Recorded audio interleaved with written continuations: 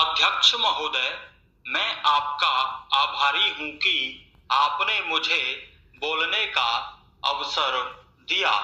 इस देश के वर्तमान भारी संकट के समय में, और विशेष रूप से उस समय जबकि हम लड़ाई से अभी निवृत्त हुए हैं और आकाश में लड़ाई के बादल दूसरी तरफ से आने शुरू हुए हैं।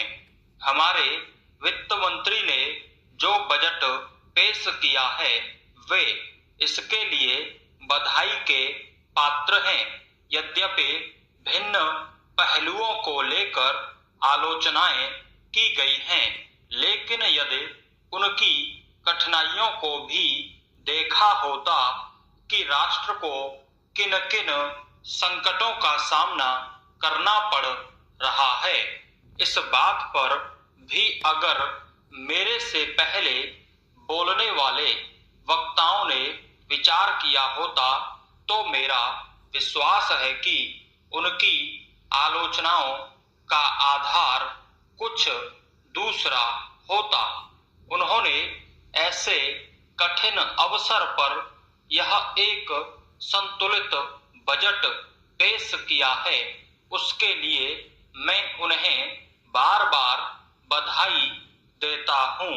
लेकिन साथ ही साथ मैं अपना यह कर्तव्य समझता हूं कि कुछ ऐसे विचार भी उनके सामने प्रस्तुत करूं जिससे उनकी कठिनाइयां कुछ हल हो जाएं।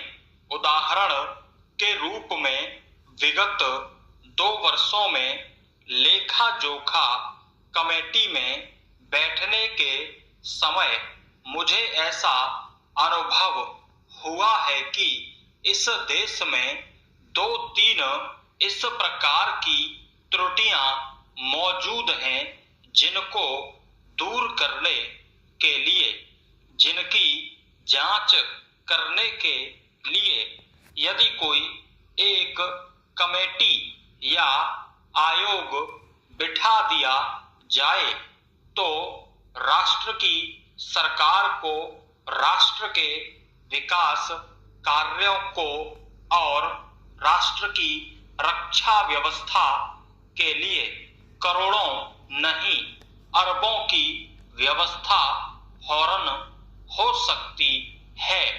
केवल शासन को जागरूक होकर कुछ कदम उठाने की आवश्यकता है।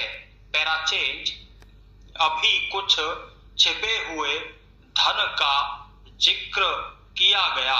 सरकार ने भी समय समय पर ऐसा आभास दिया है कि इस देश में लगभग 30,000 करोड़ रुपए का छिपा धन मौजूद है।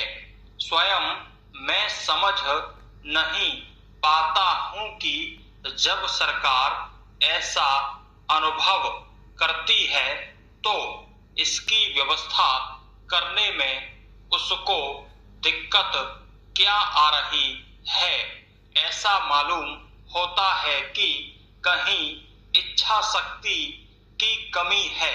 भारत की इस सरकार ने अपनी शक्ति का ठीक से उपयोग करके उस दुश्मन के दांत खट्टे किए जिसके कि ऊपर विश्व की शक्तिशाली और इंग्लैंड जैसी शक्तियों का अटूट सहारा था और जिनको कि उन्होंने हमारे विरुद्ध उकसाकर खड़ा किया था और अपना पूर्ण सहयोग दिया था। पैराचेज अध्यक्ष महोदय, मानव संसाधन विकास मंत्रालय की मांगों के संबंध में बोलने के लिए मैं खड़ा हुआ हूं। शिक्षा की पद्धति के बारे में, उसमें परिवर्तन लाने के बारे में, इस क्षेत्र में हमें जो असफलता हाथ लगी है उसके बारे में अभी मेरे मित्र ने बहुत कुछ कहा है। दुर्भाग्य की बात यह है कि देश में सभी लोग यह मानते हैं कि शिक्षा में प्रगति नहीं हुई है। शिक्षा पद्धति में आमूलचूल परिवर्तन नहीं हुए हैं, लेकिन फिर भी इस दिशा में कुछ किया नहीं जाता है। ऐसा प्रतीत होता है कि इस विषय में कुछ भी करने की स्थिति में हम नहीं रहे हैं। स्थिति ज्यों की त्यों चली आ रही है।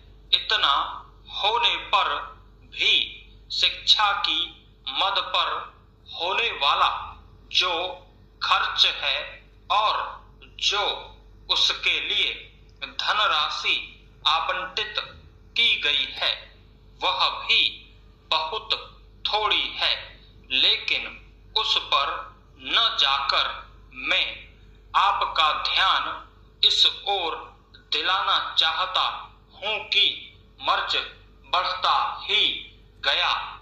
ज्यों-ज्यों दवा की वाली कहावत ही आज चरितार्थ हो रही है।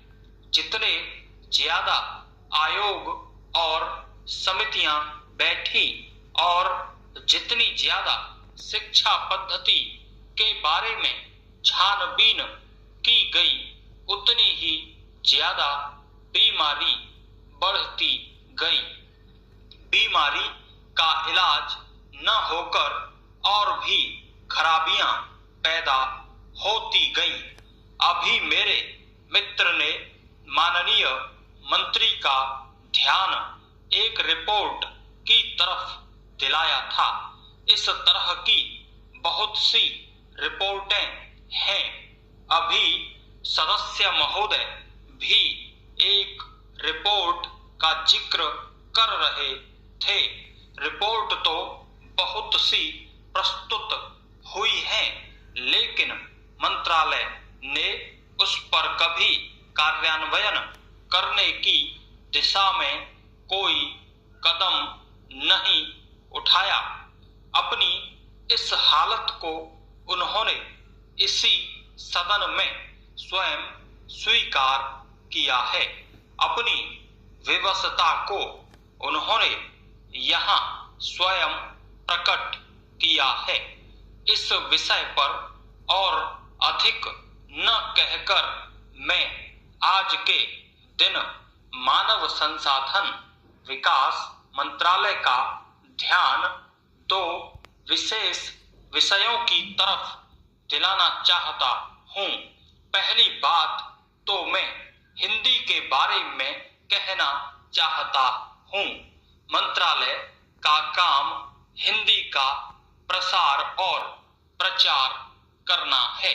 हिंदी हमारे देश की राष्ट्रभाषा है। संविधान ने उसको राष्ट्रभाषा का स्थान दिया है, लेकिन हिंदी को वह स्थान अभी तक भी ठीक से प्राप्त नहीं हुआ है। इसके कई कारण हो सकते हैं। एक कारण हिंदी प्रेमियों का अधिक उत्साह हो सकता है। दूसरा, दलगत राजनीति से प्रभावित होकर राजनेताओं का भाषा के बारे में अपनाया गया दृष्टिकोण हो सकता है।